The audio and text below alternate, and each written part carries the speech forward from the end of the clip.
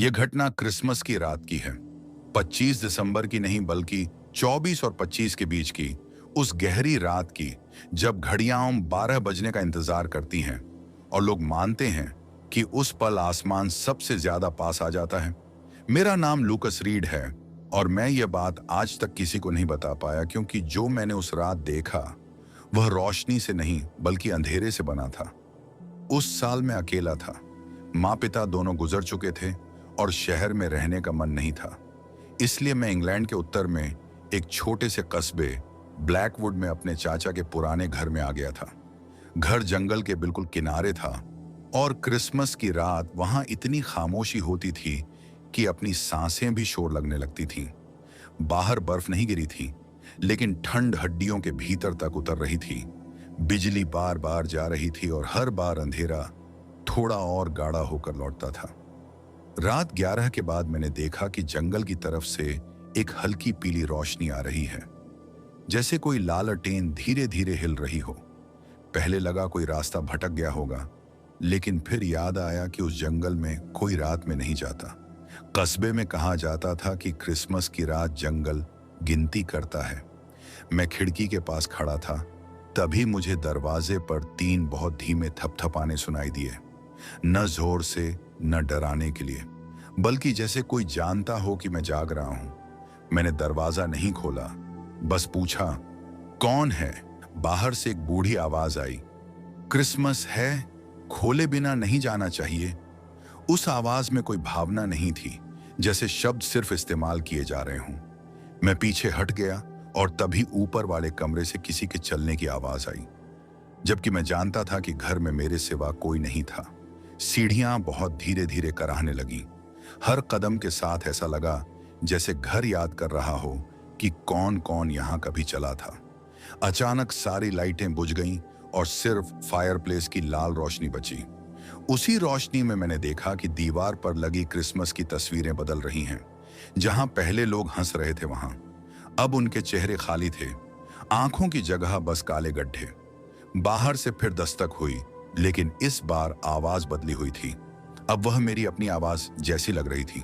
वही लहजा, वही डर। दरवाजा खोलो, बहुत ठंड है। मेरा दिल इतना तेज धड़क रहा था कि लगा वह आवाज बाहर निकल जाएगी। तभी जंगल से घंटी की आवाज आई। चर्च की नहीं, बल्कि ऐसी जैसे किसी ने लोहे को पेड़ से बांध दिया हो और हवा उसे हिला रही हो।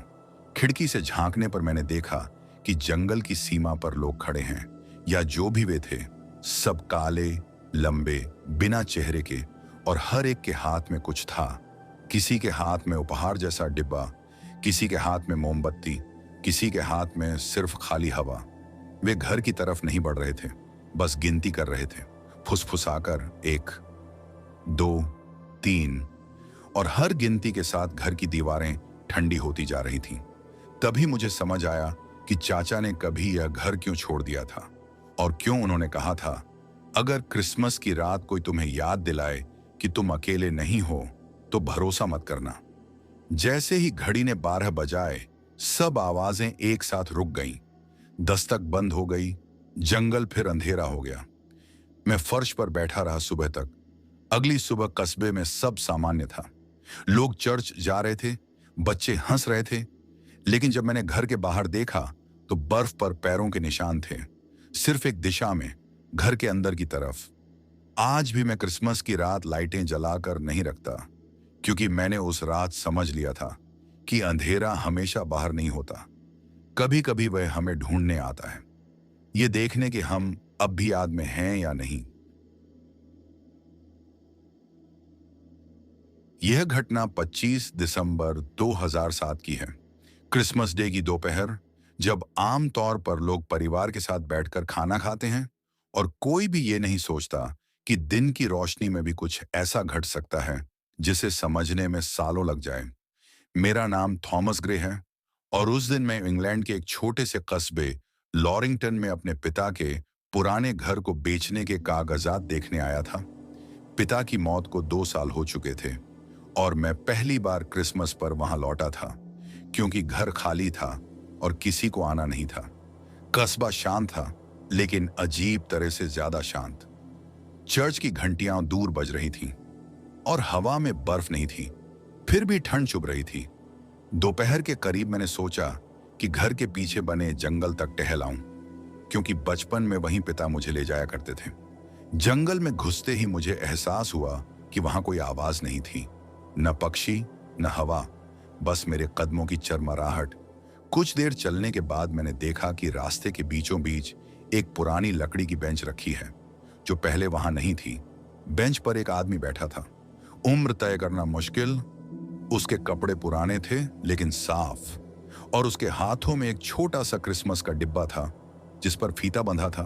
मैंने सोचा कोई स्थानीय होगा। मैंने उसे मेरी क्रिसमस कहा, लेकिन उसने सिर नहीं उठाया, बस बहुत शांत आवाज में बोला, आज का दिन सही है। उसकी आवाज में ना खुशी थी ना उदासी, बस जैसे कोई समय गिन रहा हो। मैंने पूछा, वह किसका इंतजार कर रहा है? उसने पहली बार मेरी तरफ देखा और उसकी आंखें अजीब थीं, बहुत गहरी, जैसे उनमें रोशनी घुल नहीं रही हो।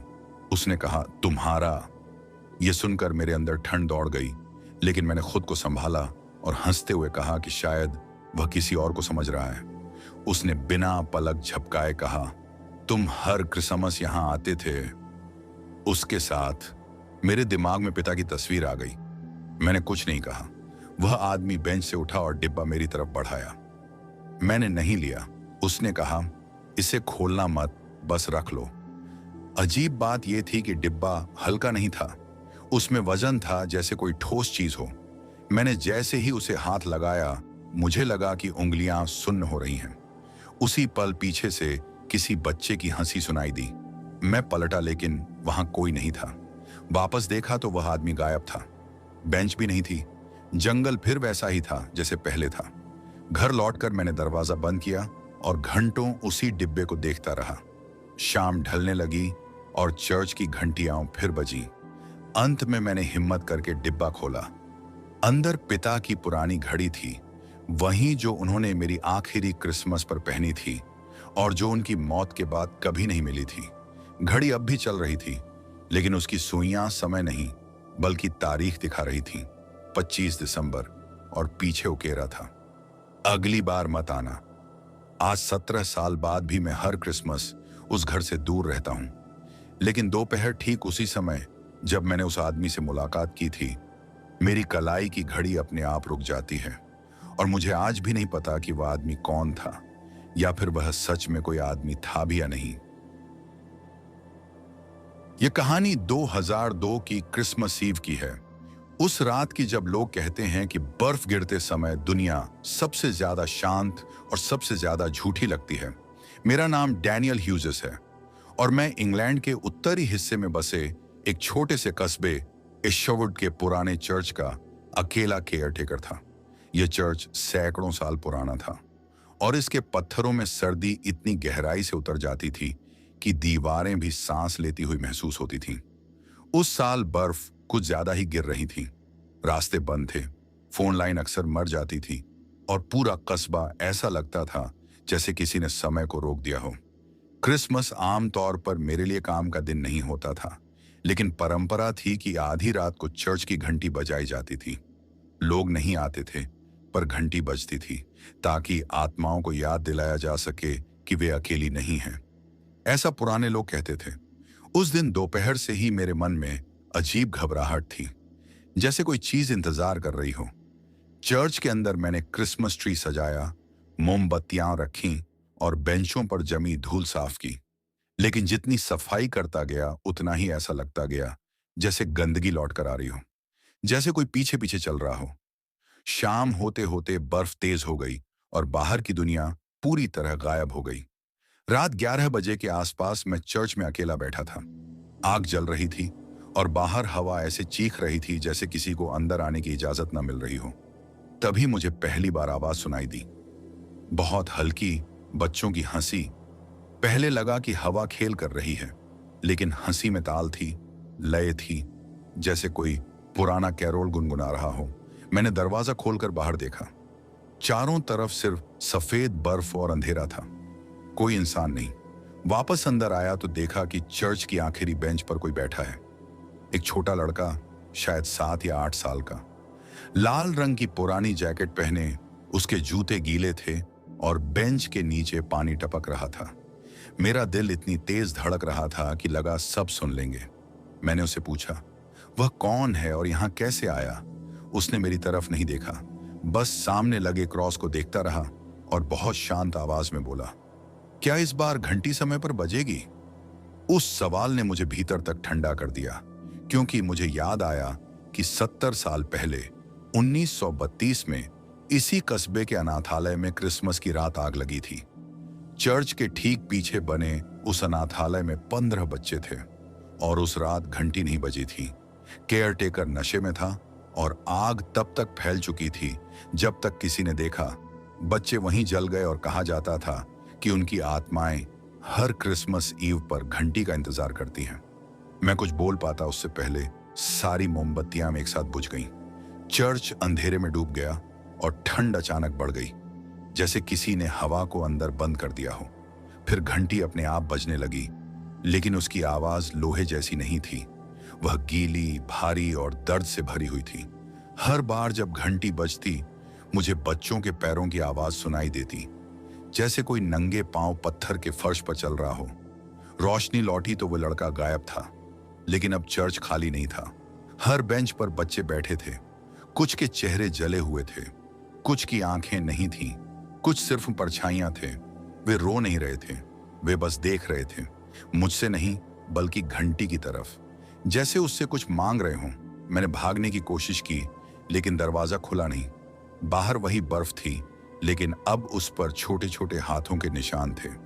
अंदर लौटते ही मुझे एहसास हुआ कि घंटी अब रुक नहीं रही थी और हर बार उसकी आवाज के साथ चर्च की दीवारें थोड़ी और पास आ रही थीं। तभी मुझे पीछे से वही शांत आवाज सुनाई दी, इस बार कोई नहीं भूलेगा। मैंने पलटकर देखा, वही लड़का था, लेकिन अब उसका चेहरा जला हुआ था। मुस्कान अब भी थी, बस आंखों में कुछ नहीं था, जैसे आग ने उन्हें चुरा लिया हो। जैसे ही घड़ी ने 12 बजाए, घंटी अचानक रुक गई। सब कुछ शांत हो गया, बच्चे गायब हो गए, चर्च फिर खाली था। अगली सुबह गांव वालों ने मुझे बेंच के पास बैठा पाया, जिंदा, लेकिन मेरी आवाज चली गई थी। डॉक्टर बोले ठंड और सदमे का असर है, पर मैं जानता हूं कि वजह कुछ और थी। आज भी मैं बोल नहीं पाता, लेकिन हर क्रिसमस ईव की रात ठीक 12 बजे मैं उस चर्च के पास खड़ा होकर घंटी को अपने आप बजते सुनता हूं और बच्चों की हंसी बर्फ में घुल जाती है, क्योंकि कुछ आत्माएं उपहार नहीं चाहती, उन्हें बस याद रखा जाना चाहिए, और अगर तुम भूल गए तो वे खुद याद दिलाने आ जाते हैं। ये कहानी द्वितीय विश्व युद्ध के समाप्त होने के कुछ वर्षों बाद की है, जब जापान बाहर से शांत दिखता था लेकिन भीतर से अभी भी जख्मी था। ये कहानी 1947 के आसपास की है, एक ऐसे पहाड़ी गांव की जहां युद्ध में मरे लोगों की आत्माएं अपने अधूरे दर्द और यादों के साथ भटक रही थीं। ये सिर्फ नए भूतों की कहानी नहीं है, बल्कि उन इंसानों की कहानी है जिनके दिलों में युद्ध कभी खत्म नहीं हुआ। युद्ध खत्म होने के बाद जब टोक्यो की सड़कों पर नए पोस्टर लगे और रेडियो पर शांति की बातें होने लगी, तब भी मैं हर रात बम गिरने की आवाज सुनकर जाग जाता था। मेरा नाम केंजी था और मैं 19 साल का था जब मां मुझे शहर से दूर हिगुराशिमुरा नाम के पहाड़ी गांव में ले आई, क्योंकि पिता युद्ध से कभी लौटे नहीं और मां की आंखों में अब शहर का शोर सहने की ताकत नहीं बची थी। गांव में घुसते ही ऐसा लगता था जैसे हवा भी थकी हुई हो। लकड़ी के घर झुके हुए थे, जैसे लगातार माफी मांग रहे हों। लोग कम बोलते थे और जब बोलते भी थे तो उनके शब्दों में जान नहीं होती थी, सिर्फ आदत बची थी। हमारा घर एक पुराने रास्ते के पास था जो सीधे जंगल में खो जाता था, और उस जंगल के बीचों बीच एक जला हुआ शिंतो मंदिर खड़ा था, जिसे देखकर मां का चेहरा हर बार पीला पड़ जाता था। पहली ही रात मुझे नींद नहीं आई, क्योंकि छत के ऊपर कोई नंगे पैरों से चल रहा था। कदमों की आवाज बहुत हल्की थी, लेकिन इतनी साफ कि दिल के अंदर उतर जाए। मैंने दरवाजा खोला तो बाहर कोई नहीं था, बस चांदनी में हिलते पेड़ और हवा में एक अजीब सी गंध थी, जैसे गीली राख और पुराने खून की मिली जुली बदबू। अगले दिन गांव के बुजुर्ग ने मुझे बताया कि युद्ध के आखिरी दिनों में उस मंदिर में घायल सैनिकों को छिपाया गया था, और जब अमेरिकी बमबारी हुई तो मंदिर जल गया और बहुत से लोग भीतर ही जिंदा जल गए।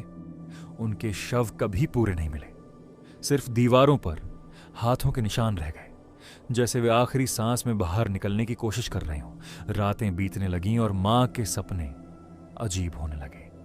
वह नींद में उठकर बैठ जाती और किसी अदृश्य आदमी से बातें करती। वह बार बार एक ही नाम लेती, आकीरा, मुझे माफ कर दो।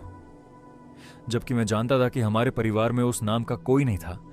एक रात मैंने देखा कि मां नींद में घर से बाहर निकल रही है। उसके पैर जमीन को छू नहीं रहे थे, जैसे कोई उसे खींच रहा हो। मैं पीछे पीछे गया और देखा वह जंगल की ओर बढ़ रही है, उस जले मंदिर की तरफ। हवा बिल्कुल शांत थी, लेकिन पेड़ों की शाखाएं हिल रही थीं, जैसे किसी अनदेखी भीड़ में फुसफुसाहट हो रही हो। मंदिर पहुंचते ही मां जमीन पर गिर गई और जोर जोर से रोने लगी। तभी मैंने पहली बार उन्हें देखा। वे इंसान जैसे थे, लेकिन उनके चेहरे अधूरे थे। किसी की आंखें नहीं थीं, किसी का जबड़ा पिघला हुआ था। उनकी वर्दियां जली हुई थीं और शरीर से धुआं उठ रहा था। वे मेरे चारों ओर खड़े थे, लेकिन कोई हमला नहीं कर रहा था, बस देख रहे थे, जैसे इंतजार में हों। उनमें से एक ने मां की ओर इशारा किया और उस पल मां ने सच्चाई बताई कि युद्ध के दौरान पिता और वह उसी मंदिर में शरण लिए हुए थे। लेकिन जब बम गिरे तो पिता ने बाहर भागने की कोशिश की और मां ने डर के मारे मंदिर का दरवाजा अंदर से बंद कर दिया। पिता बाहर ही जल गया और भीतर मौजूद घायल सैनिक भी। मां उस दिन से जिंदा थी, लेकिन इंसान नहीं रही थी। वह हर दिन माफी मांगती रही, लेकिन कभी लौटकर उस जगह नहीं गई। उस रात आत्माओं ने मुझसे कुछ नहीं कहा, बस मां को अपने बीच खींच लिया और जैसे ही पहला सूरज निकला, मंदिर की राख हवा में उड़ गई और मां भी उसके साथ। अगले दिन गांव के लोग आए और बोले कि अब आत्माएं शांत हो गई हैं, लेकिन मैं जानता था कि सच्चाई यह नहीं थी। कुछ आत्माएं शांत नहीं होती, वे बस अगली पीढ़ी के भीतर बस जाती हैं। आज इतने साल बाद भी जब मैं अकेले में बैठता हूं और हवा अचानक भारी हो जाती है, मुझे छत पर वही कदमों की आवाज सुनाई देती है और किसी की जली हुई सांस मेरे कान में फुसफुसाती है। युद्ध कभी खत्म नहीं होता, वह बस यादों में जिंदा रहता है।